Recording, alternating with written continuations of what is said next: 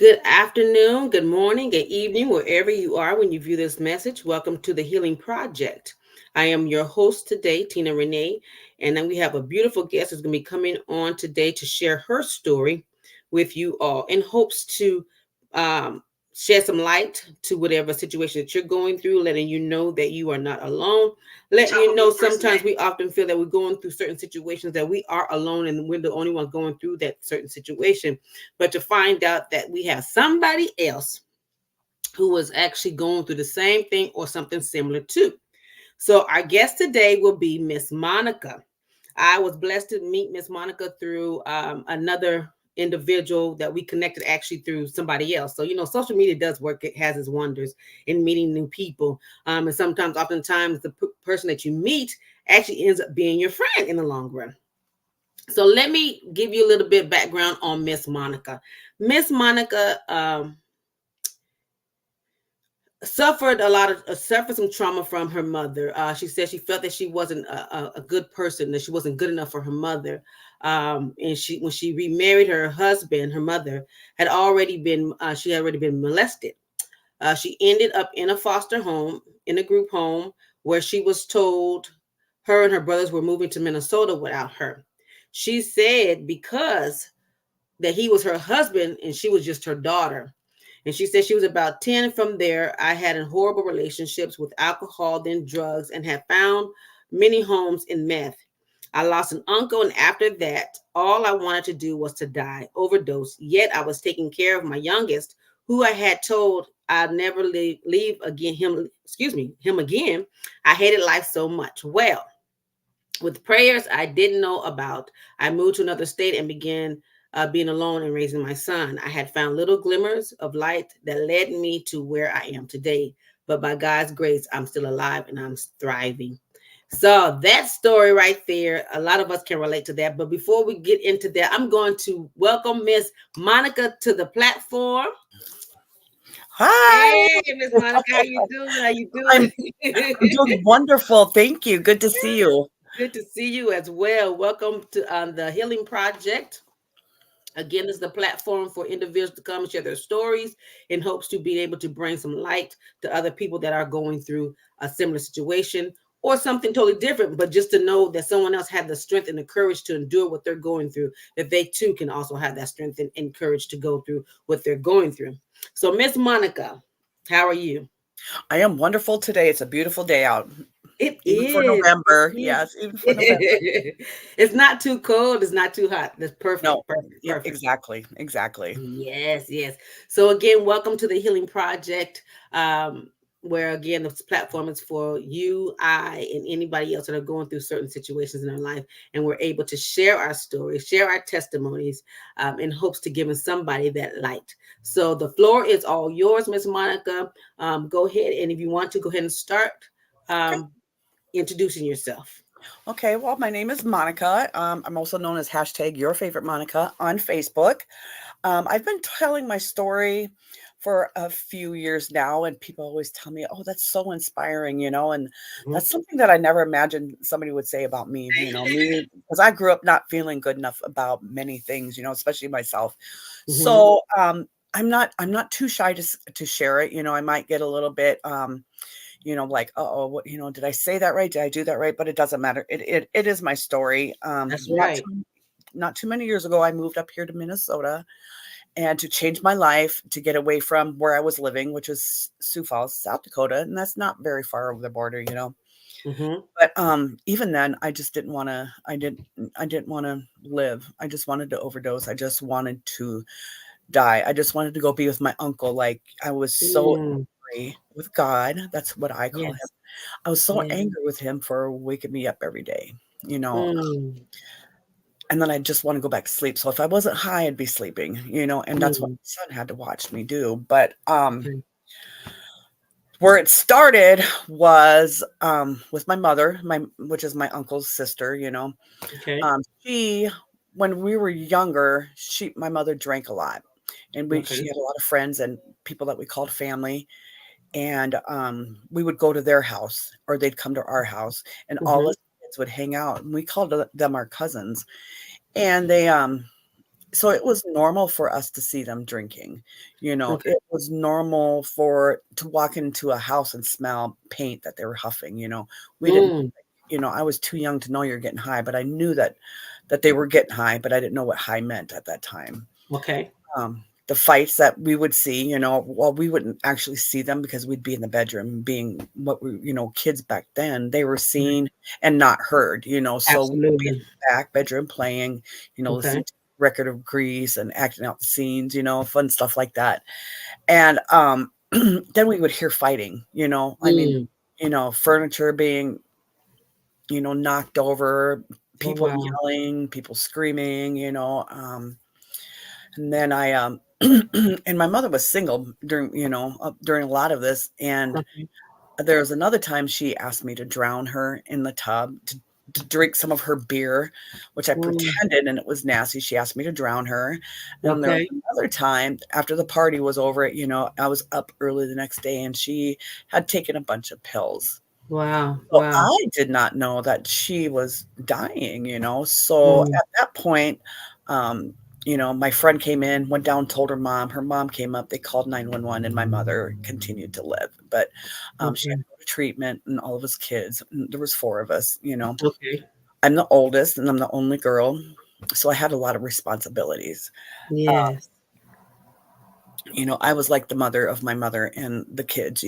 I just didn't know, I didn't know how to cook. I didn't really, I was too young Mm. back then. But after that, she had gone into AA, Okay. um, and that's where she met her husband.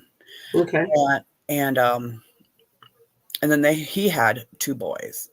Hmm. And so we ended up, being a combined family. And then somewhere along that point, he started to, touch me, the red flag, green flag stuff.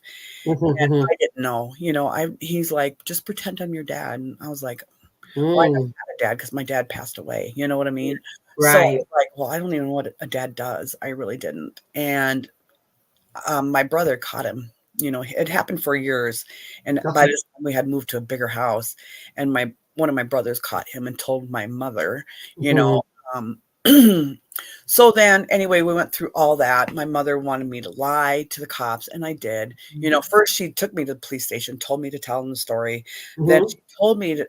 Then we had to move out of that big house to a little Okay. trailer court. Okay, Okay. so he's not in the picture right at this time, and Hmm. she's mad, and she kept bringing gifts from wherever she went to go visit somebody. She would bring gifts, but for the boys only. And she Oh, was wow. so mad at me. She'd say things like, "Why don't you go stand on the corner, you little," calling me, and Oh, yeah. She'd slap me and say, "It's because of you that I'm poor," And then wow. I had the aunt that my mother used to drink with, and I don't Okay. even remember if she was in recovery herself or what anything like that. I just remember that I called her because obviously I trusted her. Right. She had called Children Protection Services on my mother, you know. Okay. And then from there I just went into, what was it called? It was called Threshold. It was a home for runaway girls is what it was. Okay. And I thought my mother loved me, that she would, and she would come visit me, and she would Hmm. visit me with things like my purse, and I Okay. was in high school by this time, just like it, just fresh into junior, well, it's junior high, I guess you could say. And Okay. yeah, and she'd bring my brothers to see me or whatever. And the last time that she left me, she at the home, Hmm. she had made a phone call to me and said, "Hey, I'm moving to Minnesota." And I was like, "Why?" And she said, I was like, "Why can't I go with?" And she's like, Right. "Because, Monica, he's my husband. You're just my daughter." And Oh, wow. that's something that I'll never forget. It still hurts, sometimes just Right. saying those words out loud, sometimes it hurts a little bit still. Yes. Um, and I just couldn't understand how she could do that to me. You know what I mean? By this time, I had another brother from her and her husband having one together. So I Okay. had four younger brothers, and they're all going up. And all I ever knew my whole life was that was them. They were my family. I took care of Right. them. I took care of her. Right. And all of a sudden I'm not important enough and I'm not good enough to be at home. I'm not good enough to move with them. I have to stay Mm. where I'm at, and um that really, that hurt. I remember I bet. going to a group home called Summit Oaks at one point in time, Okay. calling on the phone, and sometimes she would answer. I had to earn money to call. You know what I mean? We didn't have cell phones Okay. back then, and Right. long distance. And she was up in Minnesota, and Okay. she'd be like, "Well, you're the one I don't have to worry about." Like that wasn't a good excuse to say, you know, Mm. I'm living here and I don't have to worry about you. Was supposed to be like a good thing in her eyes. Right. I as a teenager, I was like, I just want my mommy. I want my mommy to Absolutely. any Absolutely. other little kid, Absolutely. any other little girl.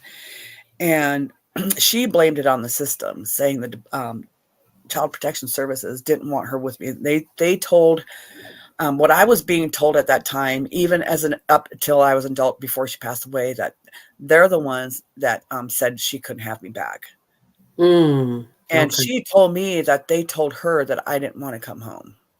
Oh wow. And I guess it very well could be, you know what I mean? But um, I don't think so, So, but I can't prove that.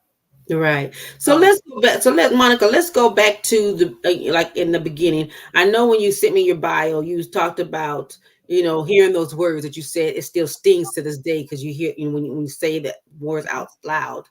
But just imagine not only yourself, but other kids still to this day still hear those words sometimes from their parents, or mhm, being put into a foster home and wondering, why am I not good enough for my mother? Am I not good enough for my mhm, father? Why am I the one who's put to the wayside per se? And they're not really, supposed to be taking care of me. I'm their child. So right. as a child going through that process, how did you process that? I mean, how did you come to terms with, okay, my mother doesn't want me?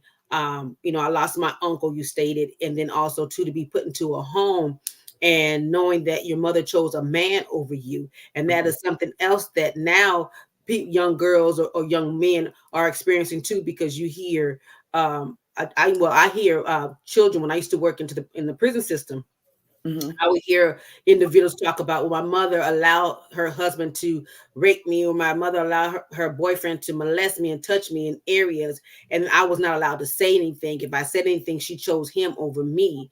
So right. how did that really affect you? I know it affects you, in a bad Mhm. place, in a bad way, which Oh adds yes. up to some of your issues that you had as an adult. But share with us, I mean, the thought process and the things that was going through your head and your mind as a young child. Being loved, being liked, you know, Mhm. um, people pleasing. That's Mhm. how. But I didn't know any other. I mean, even as a teenager, being promiscuous was just my way of trying to find love. Yes. I wasn't Yes. really shown that. Right. I'm not saying that she didn't love me because everybody says that she did love me. Mhm. Okay, fine. She probably just didn't have the tools, and I've moved on and I've forgiven her for myself. Praise God. So Good. but those are the only ways I knew, is to look for love. And then little by little, and all I had bad relationships. I choose the Mhm. wrong men, Mhm. choose the wrong whatever in my relationships. And Right. um, little by little, my self esteem, but not until I was an adult. Like, Mm. in probably in my 40s and 50s, and I'm 54 now, did I learn that I am good enough, because Right. I learned that because I have a relationship with God, for one. Good. Good. Good. Yes. My various treatments I've been through. I can look myself in the mirror now and look myself Praise in the God. eye, and that's hard to do. And that was always hard to do Absolutely. because of the things I did do. Yes. Yes, I was hurt, but I hurt a lot of people too. You know what I mean? Mhm. um Accepting responsibility for your behavior, accepting the fact that you are human, you are not Right. perfect, you Right. will make Right. mistakes, you Right. know um those types of things. I just had to learn how to not hold myself, hold it against myself. Yes. I had to learn to love myself. Loving other people was easy. You know, Uh-huh. tell people, well, now it's different, but back in the day, I tell people that I love them. Mhm. I had no idea really what love was. And I will tell people like, how can you even say that? You don't even love yourself. You know, Mm. I can't tell them that they don't love somebody, but I'm telling them like, when you love yourself, like, it becomes Yeah. a whole different thing telling people Absolutely. love Yes. them, you know Yes. what I mean? It takes a lot of work. It took no, okay, I'm not gonna say it for everybody else, I'm gonna say it for me. It took Hmm. a lot of work to learn to love myself because Yes. I feel like I just didn't grow up with that. You know, my uncle, Hmm. he raised us, like, I mean, he loved us unconditionally. Now Yes. that, you know, when I got out of the group homes and foster homes and stuff, he raised me, you know, and then but I was a teenager by that time, you know, I'm built in my ways and set in my ways, you know, thinking I know everything because I'm a teenager. Right. He, you know, as an I mean, into adulthood, you know, he'd be like, "Well, you know, Monica, I love you." And, you know, he was Hmm. a little bit rough on us. You know, Hmm. when he was raising me, I got grounded a lot, but I also, you know, I also got away with a lot of things too, you know. Right. So I was loved for who I was. And when I got older in my addiction, he loved me where I stood and breathed, you know, Yes. loved Yes. me no matter what, you know, like, how can, you know, I couldn't even love myself at then, but how did he love me, you know? Right. Didn't have a relationship with God, even though I was raised up going to church, especially with my Okay. uncle, you know? Um, he was, Something you said, Monica, and it's true. It is very profound. Is hurt people hurt people. mhm, Because oftentimes when we hurt, we don't know how to, and somebody can come along, be genuinely love us, but we don't know how to love them because we was never shown that love. right. And then also too, you say looking for love in all the wrong places. Yes, because you want to be accepted, you want to be loved. And a lot of us go through that. I even went through that experience as well. I wanted to be loved. So, even though I knew I shouldn't be entertaining certain people and certain individual, certain things, I still wanted it because I wanted to be accepted. And that happened to me because I wanted to be a people pleaser because I wasn't getting the love and attention that I thought I deserved from my mother or my father. And it sometimes when we don't get that nurturing, emotional nurturing in our homes growing up as a child, sometimes it does affect us in a bad way where we're connecting ourselves to wrong individuals or wrong things. And then two, something else you said you started using drugs, and we learning that self-medicating. Some people self-medicate because they don't want to deal with the pain, so they start to take something to help take down the pain that they don't have to deal with it right then. And then sometimes people indulge in sex, being promiscuous, because they want that love. And that's a high right then when when you're being intimate with somebody, even though it may not be your husband, but you're being intimate with somebody is a high. It's like an adrenaline rush. Okay, I Mhm. have the control. I'm controlling this situation right now. So I don't have to love you. I can just do what I want to do. And then I'm going to the next person. Yeah. And that's how it happens. And I wanted to go into something after reading your bio, and I like to do that. I like to do a lot of research, but when children are going through or living in a home where they're not being emotionally loved, we tend to have certain signs, and some sign that it follows us into adulthood, and sometimes we don't know what those signs are. We can be moving on from day to day and get into relationship after relationship after relationship, and not knowing that we're the individual who's actually toxic. We Mhm. always want to blame somebody else. And something Mhm. else you said too, Monica, you said that it was hard to look at yourself in the mirror, but now that you know how to love yourself properly, you're okay looking at yourself in the mirror, because we don't want to look at the ugly person on the outside. We may be beautiful, and we can dress ourselves up with makeup and hair and all nice fancy clothes and a car and a nice house, but deep down inside we're still dark. Deep down Mhm. inside we're still hurting, and hurt people. So let me give you these signs. There's Okay. 10 signs that I looked up and I did some research on. One is easily overwhelmed in situations. When this is when we're not getting emotionally nurturing in our home. So two is outbursts of anger and frustrations, inability to self-discipline, difficulty trusting new people, being a physical manifestation of emotional pain, disassociating from affection, lower self-esteem, significant fear of rejection, poor performances at school, difficulty in self-expression. Oh, yeah, all the way down that list. Number 1, man, being overwhelmed, it was Yeah. the worse. It's like a big, huge trigger in the past for me. Being Yes. overwhelmed was not something I could handle. Mhm. Fear of rejection, you know, Yes. I was told I was packing people's bags before they left. Ooh, Jesus. Yes, Okay. because Yes. trust issues, Right. yeah, but number 1, that's one thing I always think about, like, Mm, I can't be overwhelmed, like, that's I don't say, "Oh, I'm gonna go get high anymore." I'm like, "Okay, what can I do so that I'm not mhm. overwhelmed?" Those are the first Right. thoughts in my head now, but boy, back in the day, I tell you what, no, no, I wouldn't have done it, because it was Mm, too much for me to even right. go past that point to say, "Okay, that's it, I'm done." And Yes. I would go get high, Mhm. at first it was for fun, but Okay. Okay. then you discover that, I discovered that Mhm. I liked the quietness in my world. I Mhm. liked the isolation that, especially towards the end, I isolated, I Mhm. stayed home, I stayed in my room, and I Mhm. only did things when nobody else was around, you know? Mm.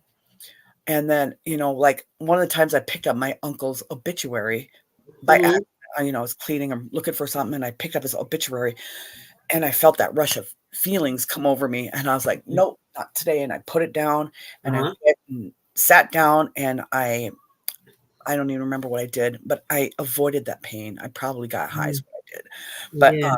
I avoided that pain at all costs because I was not ready for it, I was not, Yes. and prior to my uncle passing away, I was clean and sober for over 5 years, Wow.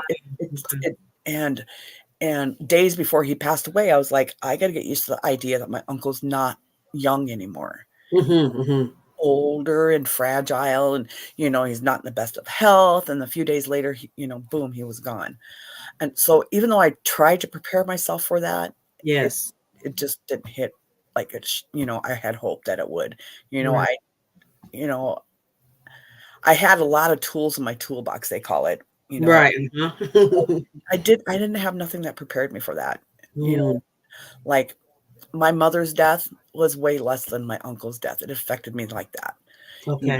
and, it hurt when she passed, but I was devastated. I got high for 2 years Oh, because wow. I could not face a day without being Mhm. high, because and then, you know, when you're coming down or you're waking up, whatever it is, Mhm. reality comes back to you. When you Absolutely. it's Absolutely. there, it never ever goes away. Yes, I thought I was hiding. Yes, I thought I was, but I Yeah. wasn't, because no matter what, it's there. Like I said, when you're coming down or when you wake up, you Yes. you remember all those things, and that hurt and that loss was the biggest loss I've ever experienced in my life. Right. And Now people. you said something, I like what you said just a few minutes ago. You said that, even though you get high, even when you come down off that high, your trials, your problems are still gonna be there. Mhm, And but I guess in the midst of your hurt and your pain, and this is what anybody that's going through hurt and pain, I guess that when you feel that, okay, if I just get high, I don't have to worry about it. It's like you're numbing yourself to reality. You're numbing yourself because you don't want to face the pain, and I get it. But again, certain people, we use different things to help get us over our pain. mhm, Whether it's that, or you may have people that indulge in eating. They're overeating. They found comfort in that food. Whether it's hiking or something like that. But yep, whatever it is, we tend to gravitate towards things that help us get or over our pain. And in relationships, we say, okay, we get over one by getting under another one, right, and not really realizing that we're causing more pain because we're mhm, not allowing ourselves to heal from the last one, the last hurt and the last pain. So I'm going to get somebody else. So I don't have to worry about him. And I was good with that. right, I mhm, used to do that because I didn't want to deal with it. He gone. And even before he would go, I would self-sabotage things because I didn't want to be hurt anymore. So I said, I'm going to be the one to hurt first. So I yes, was yes, always, so I yes, would always have an ace in my pocket. It's like, okay, you want to act crazy, so you're out the door, and then I have somebody else.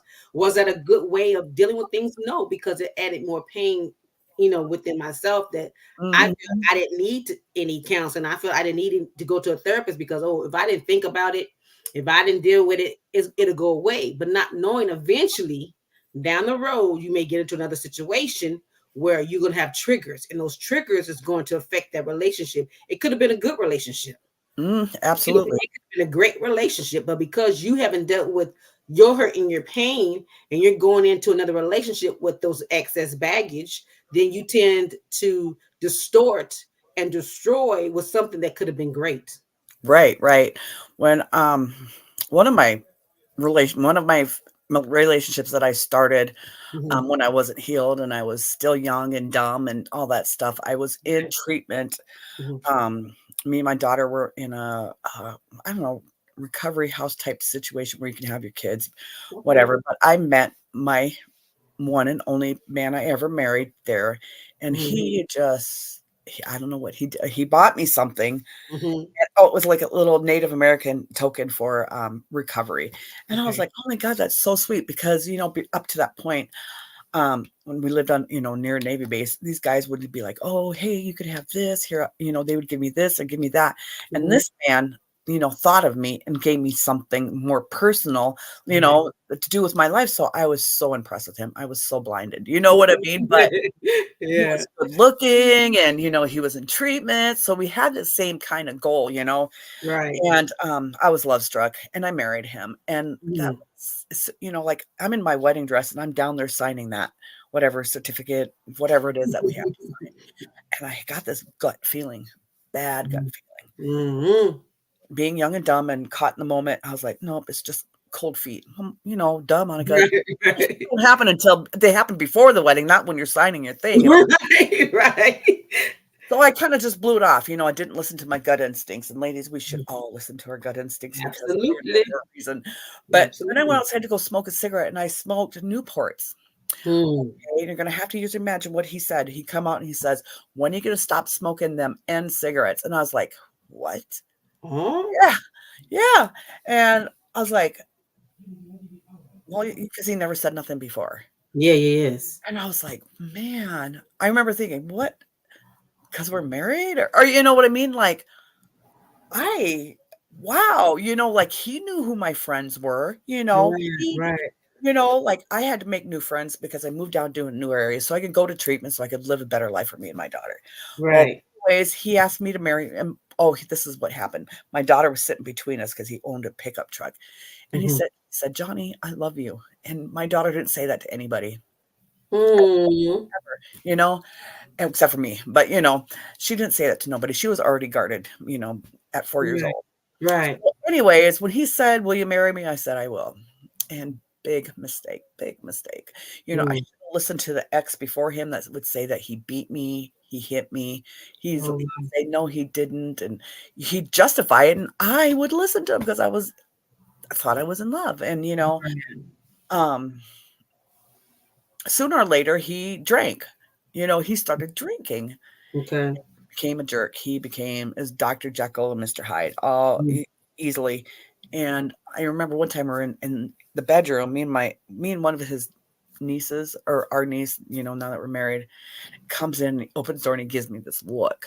Okay, Mhm. I didn't know what the look was at that moment, but after everybody left, I got my butt whooped for that. Wow, wow. Yeah, and then it got to the point and we were living up at his parents' property. They had this big, huge garage, and they took a part of over half of it and built it into a two-bedroom, and that's Mhm. where we were living, and, he I mean, I couldn't even go down we called it going down the hill because we lived in a small town, to go Okay. get groceries with, either by myself or his, a family member, his niece, his sister, whatever, and somebody was watching me and somebody was telling on Mhm. me, Wow. and I just didn't understand it. Well, then I got a job. Okay. And he said, Mm. okay. My first job though was staying home and babysitting Navy based kids. Okay. And then he eventually said, well, you can go ahead and get a job. So I applied for a CNA job, and, Okay. it was, you got training, on the job training and all that stuff. You had to take class, and Right. when we graduated, we went out to celebrate to a restaurant in the town where we lived. And I Okay. told him, he was like, "Why were you late?" And I was like, "Well, I went to go, here, and we went to this Mexican restaurant and we celebrated." Mhm. he was so mad. I mean, it got to the point our relationship, he wanted me to quit that job, and I was like, "No," because I found that job satisfying, and I stood up Right. for myself, and I said, "No." And he's like, and he got mad, but he got Mhm. to the point where um he would come home. First thing he'd do is go to my car and write, and check my mileage, come down, write it on the calendar, and if there was Mhm. miles on there, it was on. Like, one time, I remember there was my extra mileage on there, and I don't know where they came from. I don't remember going anywhere other Right. if I went to the store, but I do not remember anything. And, oh god, he would just go off on me, and he would say that I was cheating on him. "I know you're cheating," Mm. and I wouldn't go anywhere but work at home, and Yeah. sometimes the store, but I was at this point, I didn't wanna go to the store. Right. Right. But, it got to the point where he was hitting me so much, so often, that when he gave me that look, I then knew what that look meant. You know what I Mm. mean? And Mm. because sometimes we'd have parties, or, we'd be at a party, one time, and what he would do, to keep me wherever right there with him, he would take me shopping the next day. We'd go out to eat, and, we'd go Mm. shopping. I could buy whatever I wanted, Right. Right. I remember one time he punched me so hard, like, we ate at a soup and sandwich shop, and I knew Mhm. that I don't know why they always gotta hit you right in the jaw, but they do, They you want know to mess your face up, and that's why. Yeah, Yeah. and I'm just like, so I'm trying to eat the sandwich, but I can't get it in there, and I have to shove it in the side with my Mhm. pinky finger. Right. And I hated him. I hated him, and I didn't understand, like, how am I gonna divorce him? I'm married, like, I had those ideals in my head that I married this man till death do us part. What Right. am I gonna do? Well, death do us part almost came true, because it got to the point with him where he was like, "If you leave me, I will hunt you down and I will effing kill you," you know? Yes. Yes. And then he'd be like, "Get out of here. Don't you ever come back." So I'd be walking off the property, and and then I'd hear him, while I was off into the woods, not even knowing where I'm going, because I have nothing, nothing. I couldn't Mm. have a car. I couldn't take none of my clothes. I couldn't even take my own kid, because I wouldn't have not nowhere to take her. Right. Right. He made sure I was isolated to him and his family. I couldn't call my family members, cell Mhm. phones, couldn't just pick up a phone and call somebody, all those things. So I was pretty isolated in that Yeah. relationship. And that's And what they usually do. They could try to control you, and mhm, isolate you. When they get you isolated from your family and friends, then they can do whatever they want to do because now nobody's around to even help you. yep, yep, But and it's truly sad. I want to say this, because you kept saying you loved him in the beginning. You said you loved him. But what I want to express or share with the women, because you know it's not going to get better. mm, It's gonna get worse. They'll take you out shopping, like she said. They went shopping the day after. But even if y'all remember that the movie, what's it, Tina Turner? What's love got to do with it? You know how I used to beat her, and then he would buy her lavishing gifts and stuff. But that should never, a gift can never take the place of your life. And they tend to hit you in your face to mess your face up because they don't mm, want nobody else to look at you. But I want to say this to you, to anyone that's listening or watching, love yourself enough to know to move away. And I went through the same thing. If I loved him hard enough, if I love him hard enough, he'll change. But you can't change a grown person. A person's gonna change if they want to change. But if he's showing you who he is, believe what you see. Do not say, "Oh, don't believe." Okay, he come back and say, "Oh, babe, I'm sorry. I love you. I just got angry. You made me mad." No, you can never make somebody that mad for him to put his hands on you. You mhm. deserve to be loved with respect and to be cherished, not to be nobody's punching bag. And if you, Absolutely. Absolutely, that's my biggest thing. I will never ever be the woman that says, "But I love him," and I'll never be anybody's personal punch bag ever again, and it doesn't that's mean right. just physically, I mean emotionally, mentally. Will Yes, I ever be that girl again? absolutely, Because I love absolutely. me more than that. I deserve more than that. There's always that little bit of "I'll never be good enough" in the back of my Hmm. head. Sometimes it Hmm. tries to come and bite me, but I Uh-huh. don't let it, because I know that I deserve the good things. And Absolutely. I make it clear, like, to my relationship I'm in now, like, I know what I deserve. Right. please don't ever think that I'm afraid to walk away. Come on. Yeah, I say it do love you. again. Say it again. Yeah, I do love you, but shoot, if things don't change, I can walk away. I can eat alone. I'm not scared. A lot of Absolutely. people are scared to be alone. You know what I You know, mean? and it's sad that you say that. It's true. A lot of people are sad, and I was one of those individuals, in the beginning that was afraid, but now I go eat by myself, I go to the movies by myself, whatever, Mhm. I go by myself because you know what, once you get that peace, Monica, that piece is just like it's a hidden gem. Like It is. It really is. And you don't want nobody to distort that piece that no, you have yes, because it is the best thing, and you can't even explain what kind of peace that is, but I would love to give it to everybody, be like, "Come on, just yes, love yourself." Like, yes, you don't have to put up with, what's it? Narcissism. You don't yes. have Say to it put up again. with mental abuse, Yes, physical abuse. You do yes, not. You are worth so much more than that. Like, my husband absolutely. would say things like, "You're just a fat pig. That's why your mother no wonder your mother Woo! didn't want you." No, like, he beat me down like that. But, the whole thing I tell other people too is I Mhm. let him. You know what I Yes, mean? That's the yes. reality. You I gave let him him. permission. Yep, you gave him permission, I and did. you I probably just said. And people say, "How you give him permission?" Because you don't say anything, and you allow him to keep doing it. You keep allowing him to say those things to you. You keep allowing him to mistreat you. And then eventually they say, "Oh well, she's not saying nothing. She's not doing nothing. Well, I'm just gonna keep doing it." But keep then doing when it, yeah. you do get strong enough, you build your endurance up, and you stand flat foot and tell them, "I'm not taking no more." Oh, they don't want you anymore. You're Right? discarded now, so they got to Yep. go find a new supply. Or well, Yep, she know yep. who I am now. I got to go find somebody else who doesn't know who I am, and they do Right. it all the time. Yep, yep. One he got like I said, he would chase me off and then I'd have to come back. If you don't Mm, come back, I will hunt you down and I'll F and kill you. yeah. So I'm like, so I had to go back, and then I had, his sister Hmm. and some people at work going, you need to leave. Because one time he left this big, I mean, big bruise. And he never left bruises, but it was so big. And he's like, well, it's because I slapped her with my, you know what, and I was Uh-uh. like, "Yeah, that'd be it," and I was just, I just could not even stand it no more, and I was like, "I'm gonna die, I'm gonna die. He's either gonna kill me because I leave, or he's gonna kill me because I stay." Right, right. So, I decided to leave, Hmm. and I had taken all my stuff, all my daughter's stuff, and I put it in the trunk of my car, and then I had this really bad gut feeling again, and I was like, "Oh," so I went to the car, and I wouldn't hit it, and I was like, "Where am I gonna hide this where he won't find it?" So I Right. my daughter's closet because she was a little bit of a, dirty girl, she had toys everywhere.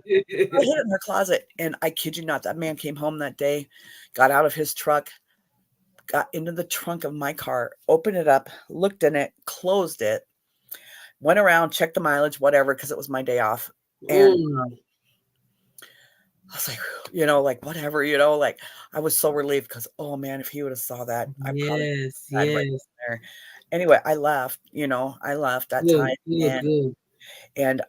but it was horrible because I couldn't be sober. I worked at 6 AM. I was a certified nursing assistant. I loved Okay. my job, but I would go to the bar after work, and sometimes I wouldn't even change clothes.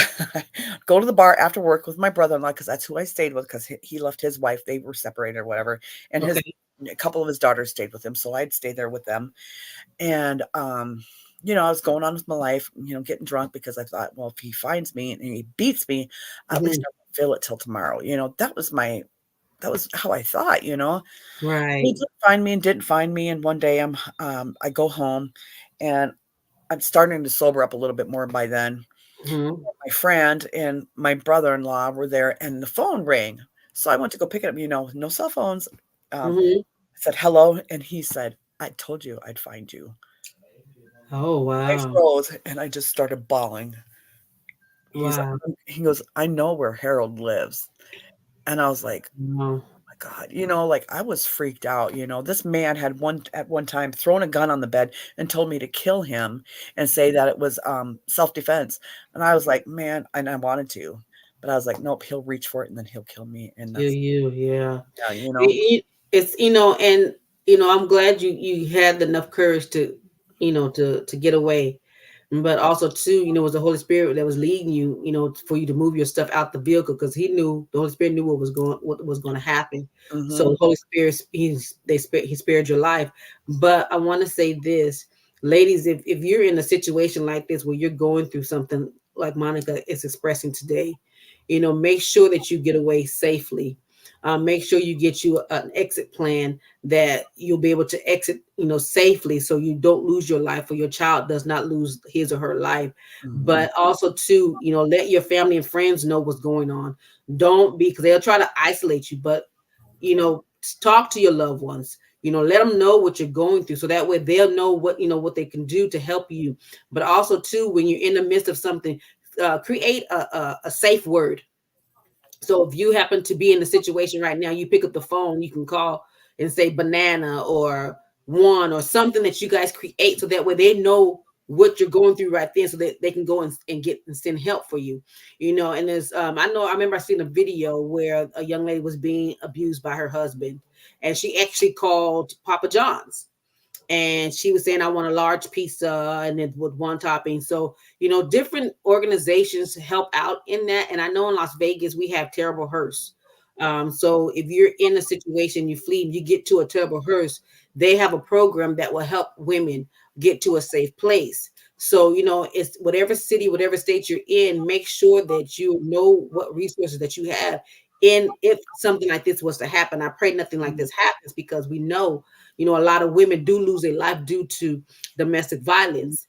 Some women are afraid because, again, like you stated, Monica, that he threatened you. I find you, I'll kill you. Yes, they do use those words. Yes, they do. Or they say they'll go get your loved ones. Yes, they do use those words. But again, make sure when you exit, make sure you are safe. Make sure you have an exit plan in place. Stash your documents, your birth certificate, your social security cards. Stash that in a safe place, so that way you don't have to worry about going back to get it. Clothes, you can always replenish your Mhm. clothes, but you can never Mhm. replenish your life. So don't worry about if you have to leave with just the clothes on your back, the shoes on your feet. Just get out and make sure that you're safe. Yes, absolutely, because you can get away. Not Yeah. everyone is lucky enough because they love him, you know. Right. Um, but you are so important to so many people in your life. You know what I mean? You got family. Even if you don't have kids, you got your family. Even the Yes. family that that they isolate you from. Don't reach out to his family because they might No. act like they're Mm-mm. caring and stuff. And I was lucky to have his sister, Mhm. but eventually, they're still family. I'm the Absolutely. one who married in, Absolutely. not them. They're not gonna protect me in the end. They're not Right. gonna help, in any way, you Mhm. need to really just watch for those things like the isolation, Yes. the wooing you, just Control. yeah, control, like Control. smoking cigarettes. I've been smoking those cigarettes since we met. What was wrong with that, now, like, those gut feelings, like, you got to listen to them, Pay like attention. you've got to. Don't let him leave bruises on you before you're like, "Oh, well, I think it's time for me to leave." Yeah. Don't think that you have to take anything with you because you will survive without all those things. Yes, you want Absolutely. clothes. Yes, you want your makeup and all that stuff, but you know what? It's not worth your life. I promise you. There are No. organizations out there, and I don't know what it is for each state, but in your local town, somebody somewhere knows something. Yes, You know? absolutely. And if you're in Las Vegas, 211, dial 211, they can give you information as well. But there's a lot of organizations that are in different states. Again, it's just just have to do your due diligence. You have to do your research to find out which um, organizations in your state that helps you. I know there's organizations that'll even give you clothes. There's Mhm. organizations that will even Free. put you up in hotels just to get you out of that situation. So Mhm. reach out and don't be ashamed. Please don't be ashamed. It's not your fault that he's doing what he's doing, or it can be the other way around. It can be women beating on men. So it's Absolutely, absolutely, that happens too, that definitely happens too. yes. But don't be ashamed to speak out. Don't be ashamed to ask for help. Because hey, everybody sometime in their life, we all need help in some way, Yeah. fashion, form. We need something. So never be afraid to ask for help. It doesn't make you a weak person because you are seeking help. It makes you a strong person. A strong one is wise enough to know, hey, I need help. I can't do this by myself. And that's quite okay. Oh, yes, it is more normal now than it was back in the day to ask for help. Most people are like, "Hey, I can," if you need something, you just let me know. My Facebook friends and family, they, because I've been struggling lately, like, with emotions, whatever it is that's going on. And I said, once Monday comes, I'm done. I'm done with feeling this way, and Yes. being whatever I'm being. I said, I'm done with it. Come Monday, I'm moving Hey, on. praise God, praise God. Because I can't stay in this, because then I'll get depressed, more depressed, or, I can't even say that I am depressed. But the Mhm. thing is, if I keep sleeping, in and keep doing certain things, that leads me, someone like me, back to where I came from, where I fought Absolutely. so hard to come from, which is my addiction, Right. my addiction at one point in time, not in my head anymore, but that was my best friend. It was Mhm. always there for me. It always Mhm. gave me what I wanted, and Right. it never let me down. You know what Mm. I mean? In my head, it didn't let me down. I had to Right. write a goodbye letter to my addiction, and Okay.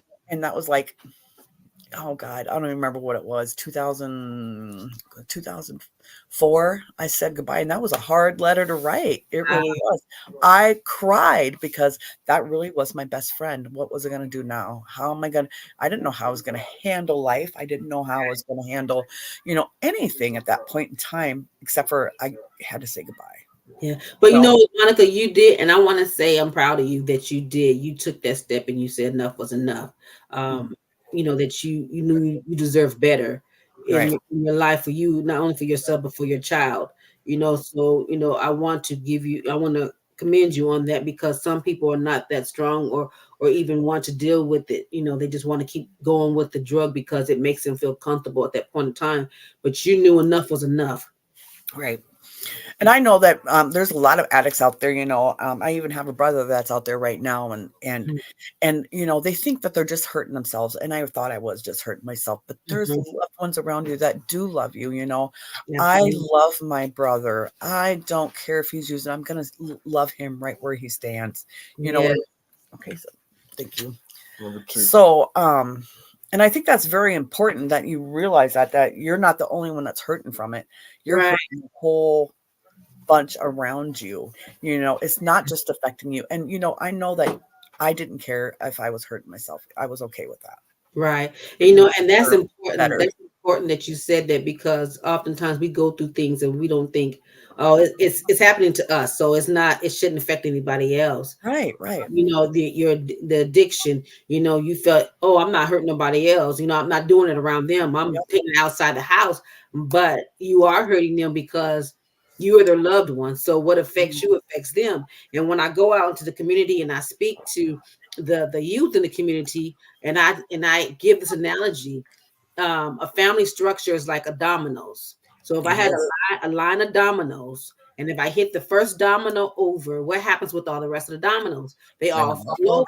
down. Yep. That's just like you. So you're the first person you knock over. So you're affecting mom, dad, grandma, sister, brother, whomever you're connected to, you're affecting them as well. Mm-hmm. And so, we have to get that out of our minds that even in the midst of when I was going through my domestic situation, I said, oh, it wasn't affecting my boys. Yeah, because they wasn't the one getting abused. It Right. was me who was Yeah. getting abused. So they're okay. But not knowing what they see me go through not only affected me, but affected them too.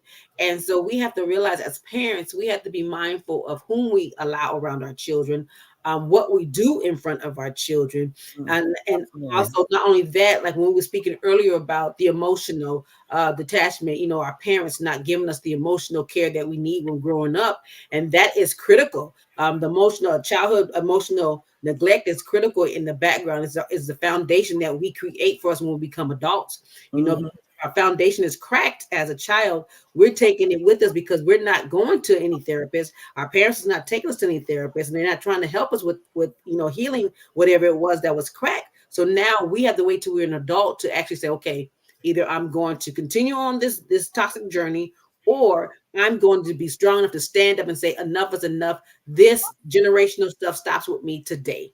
Yep.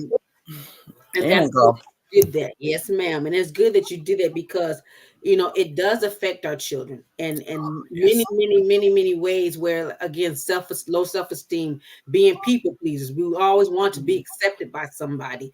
Doesn't we don't care who the person is, just as long as they accept us. Right. Okay, so Yep. let me do this with them. They get ready to go do this. Let me go do this with them because I want to be accepted. Yep. And they love me. People throw that word around like it's nothing, Absolutely. and maybe they mean it in the moment because that's what they know as love. You know what I Love. mean? But man, like I said, once you learn to love yourself, it's a whole new level of Mhm.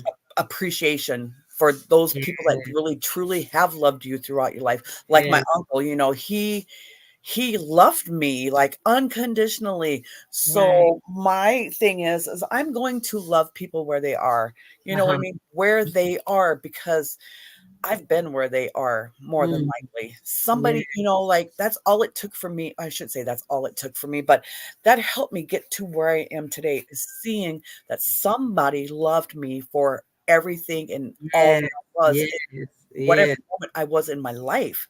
You yeah. know, he And did. that's like Jesus. He loves us right where we are. Hmm.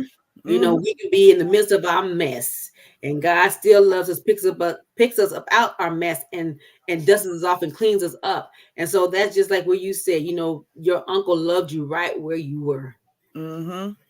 And for me, because I have a relationship with God and everything, and that's freaking amazing, because I'm sometimes like, why would he love me? Look at all the things I've done. When I carried around that shame, and I carried around that guilt, he ain't gonna love me. But I Right. had this man on earth showing me this, like, it's like drawing people a picture, you Hmm. know, so I could see it right there, Okay. and that helps me to keep the picture I have, the relationship I have with God Hmm. clear in front of me too, because my Yes. uncle gave me that too.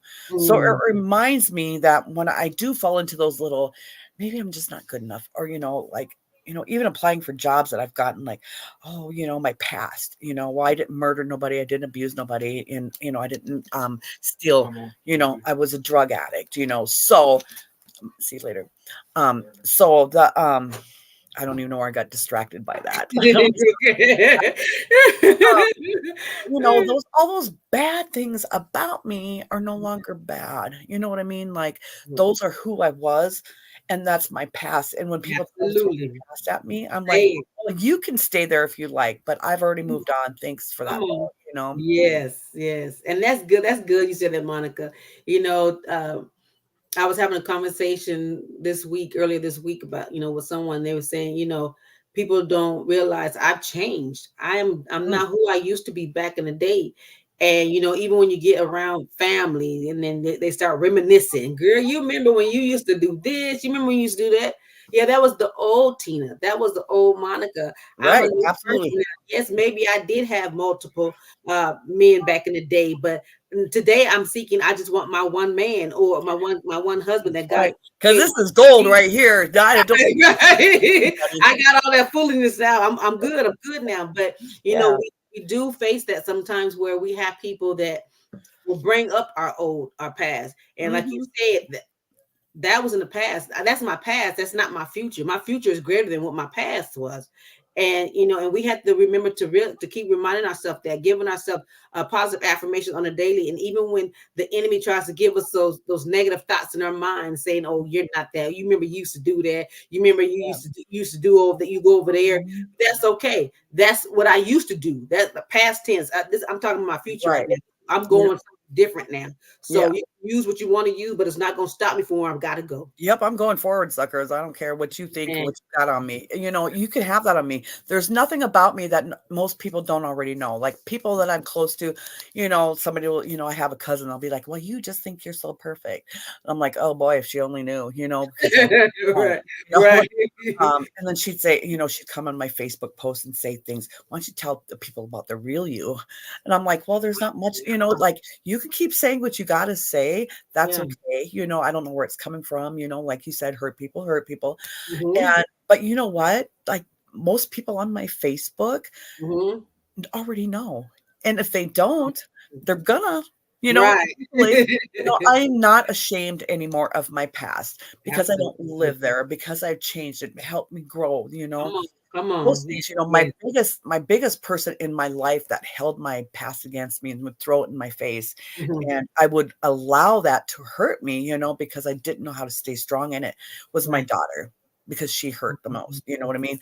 She, Right. she'd throw my past my face. And, when I was in prison, she wrote me a letter and, or no, maybe it was one after I got out, but in my box of stuff, she had wrote me a letter and said, the only reason I went through treatment was because I had to. Well, yes, I had to, but Mhm. you don't have to do any work in there. You can say exactly, I could have done what everybody else in my group did and Right. just talk and say the things that What the they want to hear. Right. counselor wanted to hear. Absolutely, and my group hated me. My group hated me because I was like, that's it. This big black garbage bag that I'm carrying around, Mhm. I'm dumping it here in Come this treatment on. center. Too bad Yeah. for you other girls, and I did. Mhm. So my daughter is the worst one. And okay, so I was like, okay, and I talked about that in there, So I Mhm. wrote her a letter and I said, okay, this is me apologizing, and I wrote whatever I wrote in there. And I Okay. said, just want you to know this is my apology to you, and I will not be apologizing again. Okay. Come So on. that's setting boundaries. Setting People don't like boundaries. Yeah. Oh no. Right now. That's a bad word. Mhm, it is. And then even after I got out of prison, she threw it in my face again. Uh-huh. And I bawled my eyes out and I was like, okay, that's it. You got me. You got me. But this is it. I'm apologizing to you. It was more meaningful when I said, but I was like, I'm done. This is the Yeah. last apology. And if you continue to do this, then that means it's on you and not me because I've done my Absolutely. part. Absolutely. You know what I Absolutely. mean? So, because I have to move on. You do You have do. to move on. You You have do. to let Yes, go you of do. those things because they will hold you back forever. It They will. And it's like you're keeping your own self in bondage, just like you say you were yes. in prison. So yes, you was in the facility, in those what is it, 5 by 5, 5 by 6 cell. You Mhm. were in that bondage. But also we can also put ourselves in a mental bondage, Oh, yeah. because we'll Oh, let things yes. continue to play in our head, and we're not moving nowhere. We're stuck.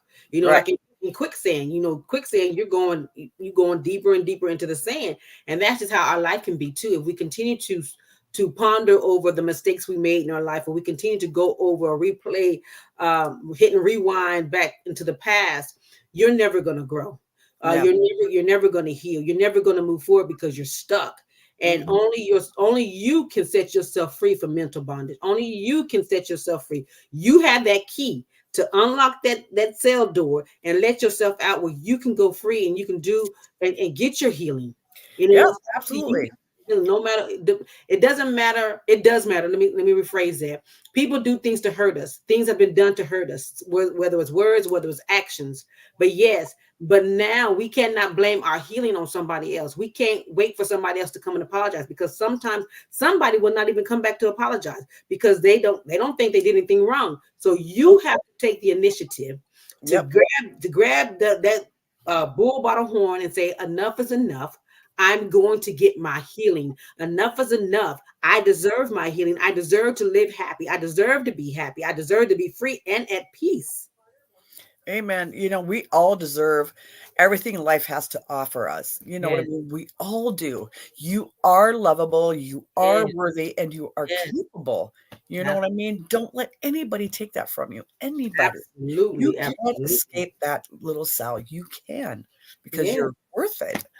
Absolutely. So, Monica, before we get ready to end our show, tell some of our viewers what are some of the things or the steps that you did to get your healing or to go through the process. What was the first thing that you had to do to recognize that you did need the healing?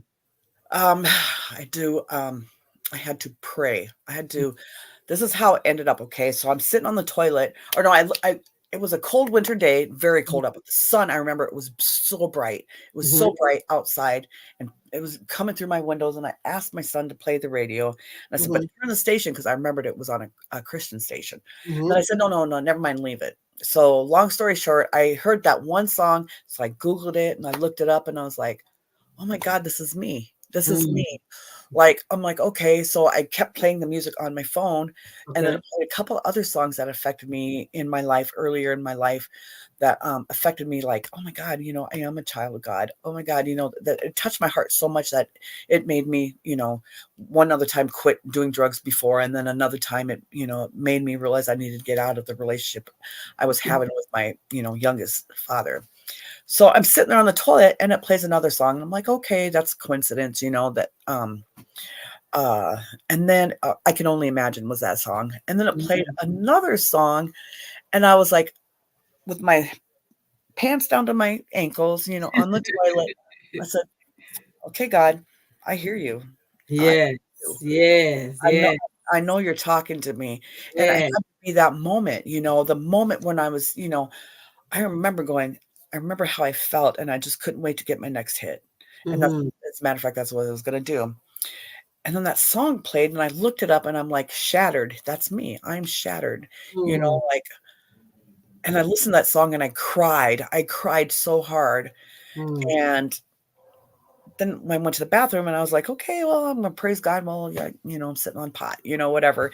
And after that, I was just like, "Okay, that's it." Like, because I know God has used songs to talk to me, to get me Yeah. through whatever I was going through in the past. I was Mhm. like, "Okay, that's it." I didn't quit completely then. I still went and bought more dope and I still got high a couple more times, but it didn't feel right after that. It just did not feel Mhm. right. I was like, Yes, "Okay, not yes, today, yes. Satan, not today." And, like, I accidentally flushed something down the toilet. Accidentally, it was seriously, like, I was like, "That's a sign, Monica. Come on." Like, he was talking to you the other day. Now you just flush this dope down the toilet. That's a sign. That is a clear sign you're not supposed to be doing this. So then, Absolutely. little by little, I prayed Mhm. little by little. And one of the things that my daughter said to me at this point in time, she goes, "Why do you want to go back to being the old you when you can pick up and be a whole different new you?" Mm. I was like, because, you think I need to go back to being the old me that was who I was before I became that Right, addict, deep in right. her addiction. You know what I mean? Like, so that's what I did. I prayed and I continued to build my relationship with God, a God that I didn't even believe in.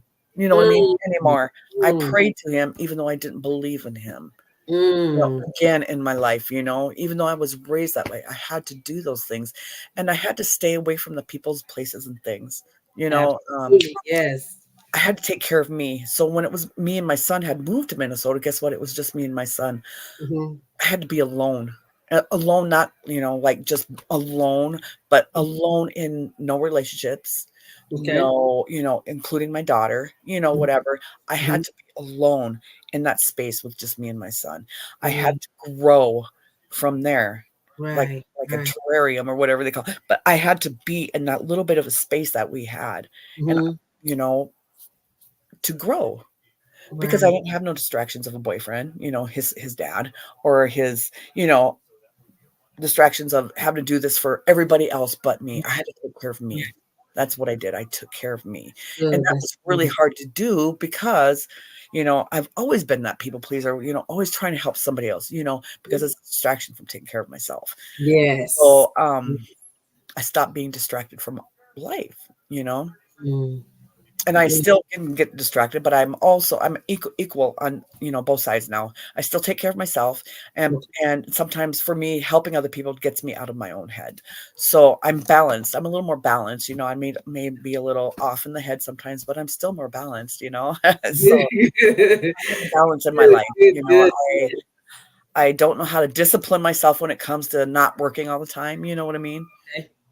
But I get through it. I get through it. I make it a goals, set goals. You should definitely set goals. Absolutely.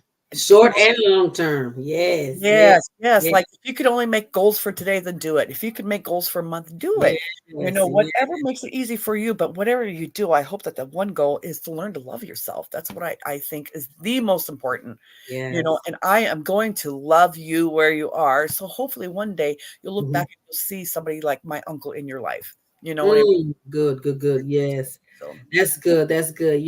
Loving yourself is very important. I hear people oftentimes refer to, well, if I get me somebody, then they'll make me whole. They'll make me. No, no, no, no, no, no, no. You should be already whole. You should be mhm, already happy within yes. yourself. And then when you connect with somebody, then it makes it even the more the greater because now you're happy. You're already whole. He's happy. He's whole. And when y'all come together, Yeah, that communication, that yeah, bond, that trust. It's everything. Like that's supposed to be Absolutely. the regular, the normal, or but everybody gets so caught up in these abusive, narcissistic, whatever relationships. And abuse doesn't have to be physical for it to be abuse. It could be mental and emotional. Mhm. And I remember talking with somebody about that, and I said, you know what, to me, and this is just my opinion, mental and emotional abuse is far more greater than physical. And I say that because physical, yes, you can heal, you'll heal, but Mhm. that mental and emotional, you heal too, but it takes like a longer time. It So does, because it's that those scars run deep, yeah. like him leaving bruises on me, that bruise will go away, and I just made a joke of it, "Oh, damn doorknobs," that's what I would say. Mhm. Because, that's what everybody's thinking anyway, so I'd be like, but those ones deep down, they cut you the bone, like, Yeah. no wonder your mother didn't want you, no wonder your mother did it, that Yeah. hurt, that cut deep. But, Yeah. he's gone now too, just like my mother, and, I had to forgive them, Mhm. forgive them. And that's Mhm. crazy. Like, because, back in the day, I was like, they don't deserve forgiveness. Mhm. Well, you know what? If God thinks if I can ask God for forgiveness and he forgave me, Yes. and because I know at one time I didn't think I deserved it either. You know what I Mm. mean? Mm. So just forgive and move on, because moving on is for you. Leave everybody else behind. If Yes, yes, they yes. can't stand It, that, leave them it's behind. setting yourself free. A lot of times people don't want to forgive, and I used to be that girl. I didn't want to forgive. You did that to me. Yeah. In fact, I'm finna do revenge. I'm finna get you back. Yep. But when you get to a place of maturity, when you get to that place, you say, okay, it's not for him or it's not for her. I have to forgive. And people will ask me, how did you forgive him for doing the things that he did to you? It's because, I pray for him. I wish him well. I Yeah. don't wish him no ill will, but because it's releasing me, because now he Hmm. has no control over me or my emotions. So if somebody say his name, okay, that's who he is.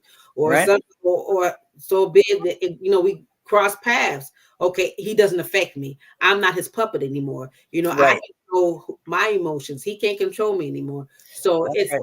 be in a good place that you have to be able to love who you are and whose you are, but also to look at yourself in the mirror and say, Tina, girl, you need to get that together.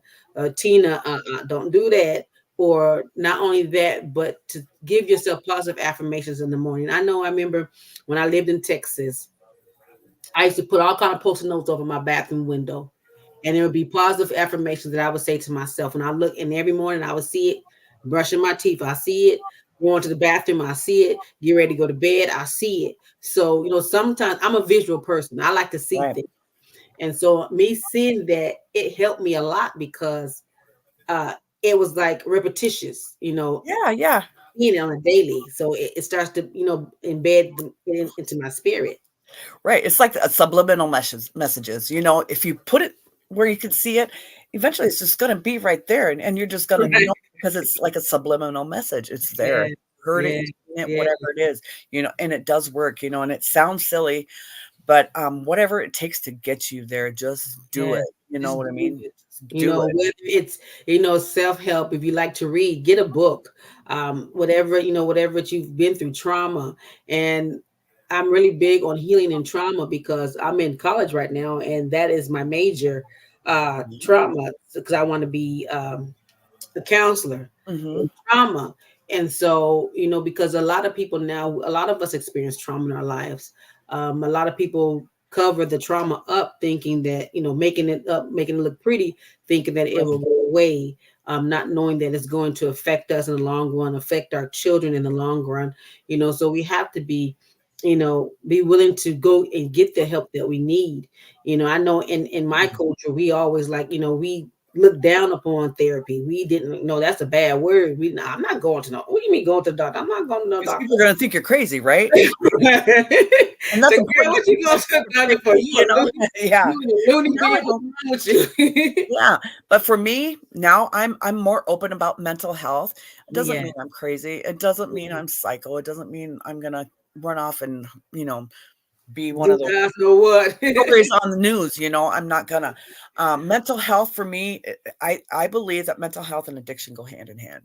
Hmm. Know what I mean? Hmm. So if I'm gonna get on Facebook or whatever and tell my story to hopefully get, um, then I can talk about my mental health too. Like, because Yes. you're not always okay, which means Yes. I'm not Yes. always okay, and Right. he's not always okay. You know, Right. that's okay to not always be okay. Mhm. People need to hear that because I think, because I Mhm. smile a lot on Facebook and I Me mean too. that smile. You know what? I mean that smile, but there's Yeah. days I'm gonna be in there like, hey, I don't even want to be here today, and I don't mean Mhm. like, like I'm struggling today, I don't Yes. know what it is, but the thing is I love about saying I do have mental health issues. I have to, process things is that Mhm. I'm still healing. And I Yes. give myself some grace for that because I'm still Yes. healing. I'm not healed. Well, that Yes. means things in life are still going to happen. They're gonna Yes. happen. I just got to get through it.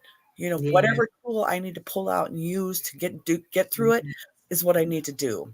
I You love know, it. I love it. I love what you said. That is very important that, you said that I'm still healing, even, and it's okay to say I'm not okay. right.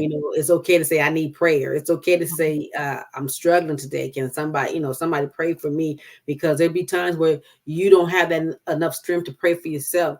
But when you or surround yourself around people that are prayer warriors or intercessors, you can reach out to them and say, hey, I'm down. I need somebody to pray for me. I'm down right now. Yep. I need somebody to lift me up because then on the flip side, it may be you interceding for somebody else that's reaching out to you and say, hey, I'm down.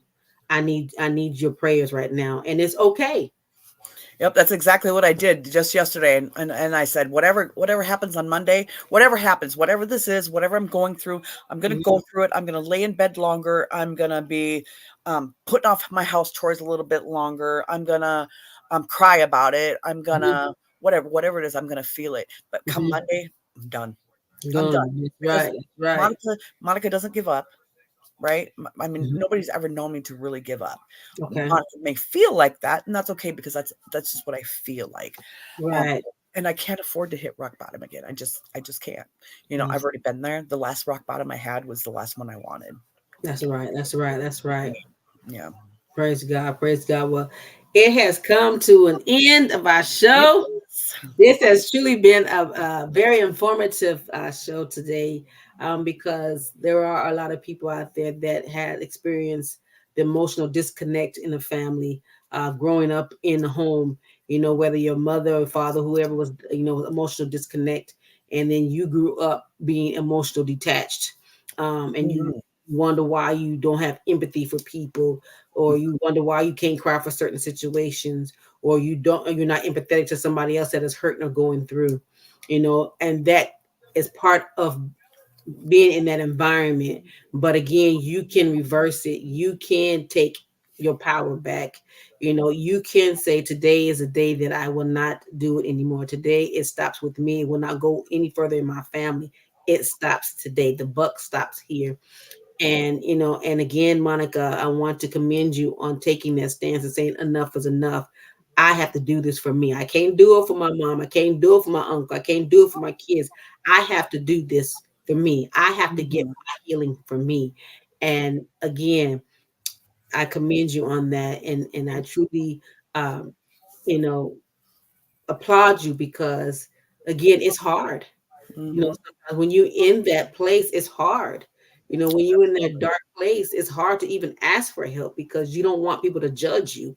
You don't Right. want people looking down upon you, especially if you're doing something in the church. If you're a leader in the church, oftentimes as leaders, we don't want to say, I need help. I'm down.